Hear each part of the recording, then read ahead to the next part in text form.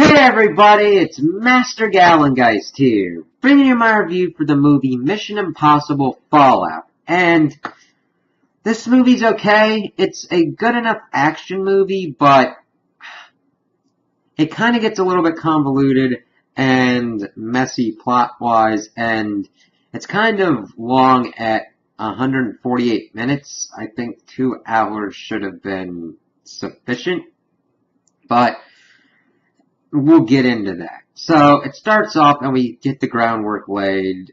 We see that Ethan gets this new mission that because of capturing Lane and kind of breaking up the syndicate, it has kind of reformed itself into the Apostles, and they are trying to get 3 cores of plutonium to get these nuclear devices portable, about like something that someone can carry, and use them along kind of like religious sites such as like Rome, Jerusalem, and Mecca.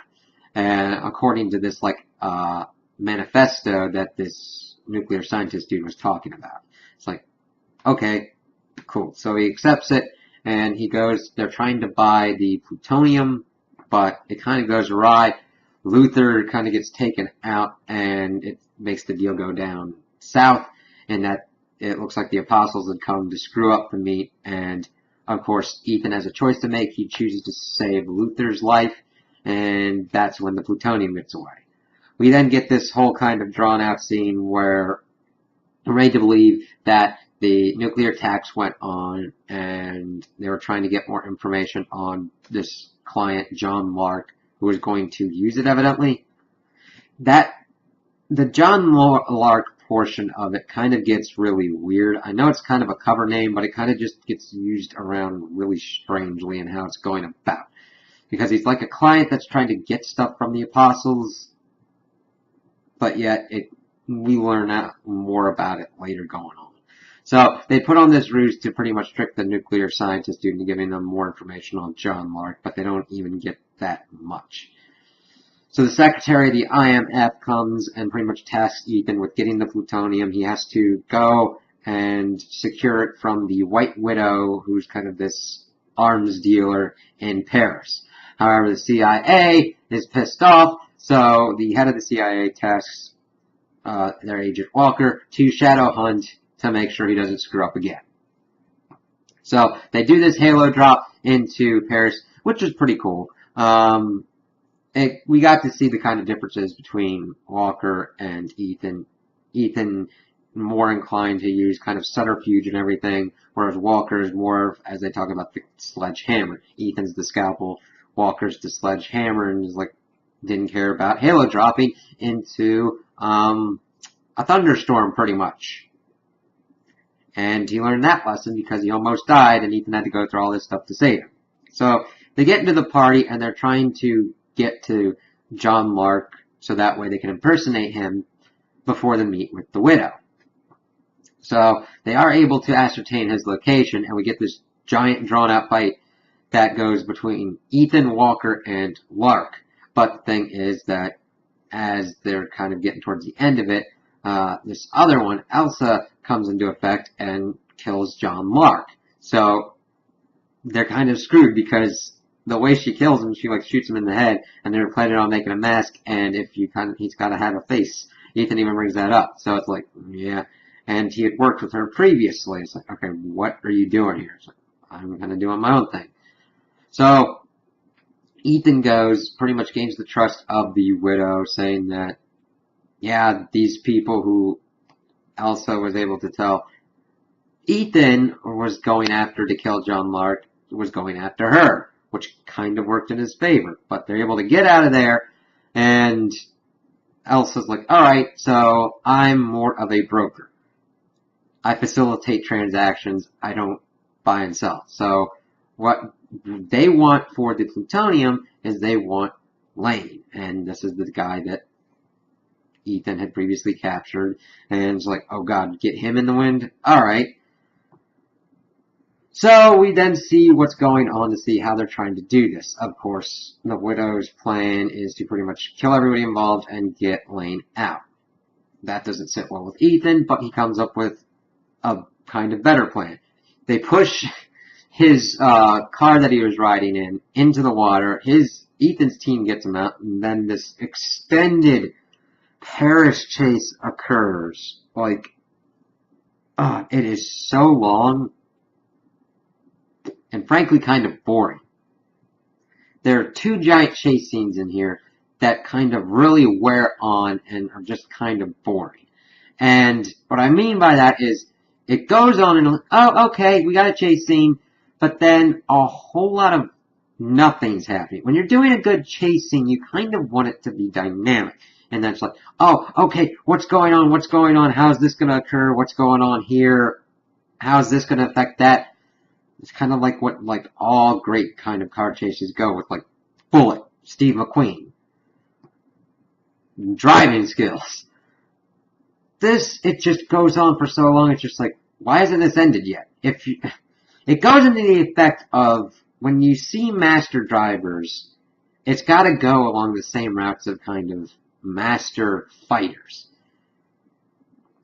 You're going to get a good bit of action, but if they're masters, they'll figure out a way to end it quickly. It's just goes on to the effect that, like, we get Ethan and Walker fleeing in this truck for a while, and then they get to a point where they go on separate bikes. Ethan's motorcycle shorts out at first, but he's able to get it going, and then he's just going around till he meets up with Luther and Benji, falling into the water, and, well, not in the water, in their boat that they were able to have with Lane just going off. They get to a point where they're like putting them in a car, but of course this French police woman is telling them to stop, and she gets shot by some of the widow's people, and Ethan takes them out and lets her make the call to save her. Something like, yeah, Ethan. Then it gets into the effect that we get another chase scene involved, in that Elsa is trying to, well, we don't know at this point. She shoots kind of at Lane, but Ethan then tells everybody to get out of the car. He does this driving thing and eventually runs over Elsa. It's like, okay, so this is what happened. Widow pretty much says, okay, listen, that woman was involved and kind of screwbally, so we need Lane and her, and I want her for me. And that's about the effect, because they pretty much pin the dead people that she had on her team on Elsa. It's like, fine, okay, whatever. So then they go from Paris to England, and they're trying to figure out what to do. But of course, Walker's been going behind Ethan's back and trying to make it that he is actually John Lark. And it's just really, how do I put it?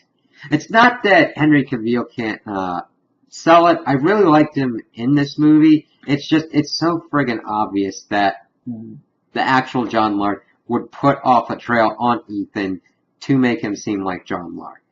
And it's going, what if Ethan is actually John Lark and has been trying to take everything down? It's like, what? Whatever. And of course, Lane's being like, we must destroy, the greater the suffering, the greater the peace. I'm like, then if you go with the greater the suffering, the greater the peace, your ultimate end goal is the destruction of everyone in the world, then that's an eternal peace for everyone involved. I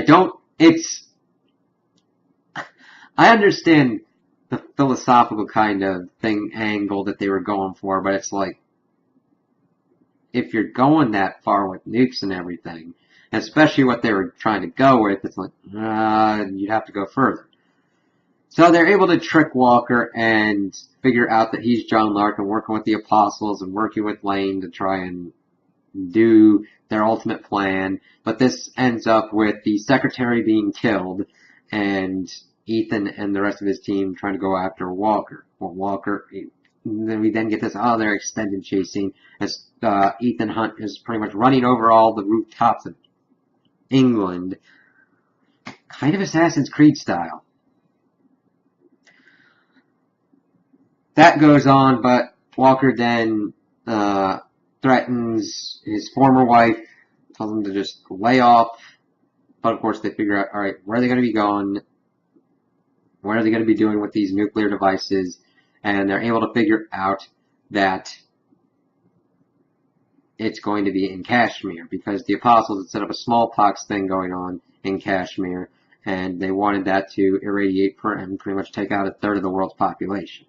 And they don't go to the CIA because Walker had infiltrated the CIA, the Apostles had infiltrated the CIA, and that was compromised in that.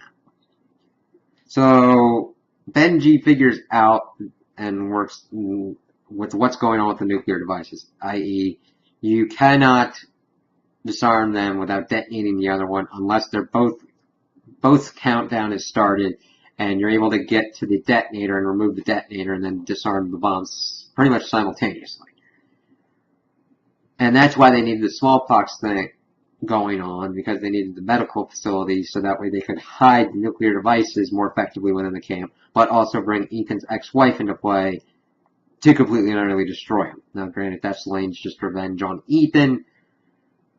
So, they're trying to do that. They find one of the nuclear devices. Benji and Elsa are going after Lane because Elsa has to join the team because she needs to take out Lane so that way she can go back to MI6. And not MI6, MI5. British intelligence. When you get IMF and CIA, everything kind of just starts blurring, especially when you're trying to get everything together. But she's going into there, and it just gets kind of crazy because this is where the next longest chase scene comes into effect, and that's with Ethan going after Walker in a helicopter. And it is just so long. And the resolution is stupid because we don't really get that much of a fight scene between Ethan and Walker. They just pretty much push and pull towards the end of it. The countdown has started at 15 minutes, which is the longest 15 minutes ever. And Ethan's able to pull out the detonator at about a second. Of course, Elsa had to take into effect what was going on with Benji as they were fighting Lane, but they're able to capture Lane, stop everything, and the CIA hands over Lane to British intelligence through the Widow, so that redeems Elsa. Everybody's all happy and everything, and that's about it. It was an okay one, but it was kind of convoluted, and the action was okay. The fight scene in the bathroom was good. I wanted to see more of that, because that's kind of what I think of in action scenes. This was traded more for chase scenes than anything, and not really dynamic or very interesting chase scenes at that. How do I put it? It's not like you need to figure out the balance of what you're trying to do in a movie. If you're in a Fast and the Furious movie, the basic premise and plot revolves around cars and chases, so you go in there expecting it. This, you understand that cars and chases are going to be parts of the things going on, but if you try and make it the complete focus, you kind of lessen. It's more the focus than any of the kind of fights or anything. There aren't really that many fights in this movie, interestingly enough. And I don't mind that, but I thought that's what was going to be happening instead of elongated chase scenes going on. Like, it didn't really hold my interest. I mean, things were happening. How do I put it? Things were moving, but things weren't happening. And if things aren't happening to propel the plot, you tune out. It's like, what's going on? And you're like, oh, nothing. So I just gotta wait for this to finish up and then go on my way. So I don't think any actor was really bad or anything. It's just the plot and the pacing. The plot was just kind of like, you're trying to misdirect so many times that you kind of fail. You gotta strike that balance between complexity and simplicity. And just the pacing was just off. I'm like, okay. And it's strange because I don't mind long movies. I love the Lord of the Rings trilogy.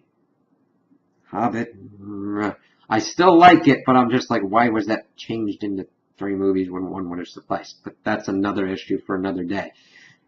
It really gets down to what is happening in the movie. What's going on. Only thing I can compare it to is also video games. Yes, this game can purport that it's got hundreds of hours of content. If I'm pushing a button for those 100 hours and that is all, it is content, it is not engaging. Same with this movie. If the chase scene's not engaging me or having me see what's going on with this, that, or the other, why am I here? So it's not the worst action movie that I've seen lately, but it's not the best. If you're really into Mission Impossible, go for it, go see it, but I would also just recommend I'd just recommend to wait for it to come out and only to see it if you've got nothing else going on and you are bored. And there's nothing else better. Nothing else better. Well, Avengers Infinity War is coming out on like Blu-ray and all that, and I'd actually recommend it. No, I would actually recommend watching other better movies over this, like Seven Samurai, Magnificent Seven, John Wick 1 and 2. If you want action movies, just go continue watching John Wick over and like a couple times, because yeah, those are good ones. So those are my opinions on the movie. Tell me what you guys think in the comments below. If you liked it, if you didn't like it, if you agree with me, if you disagree with me. Also like and subscribe, and I hope you have a good day.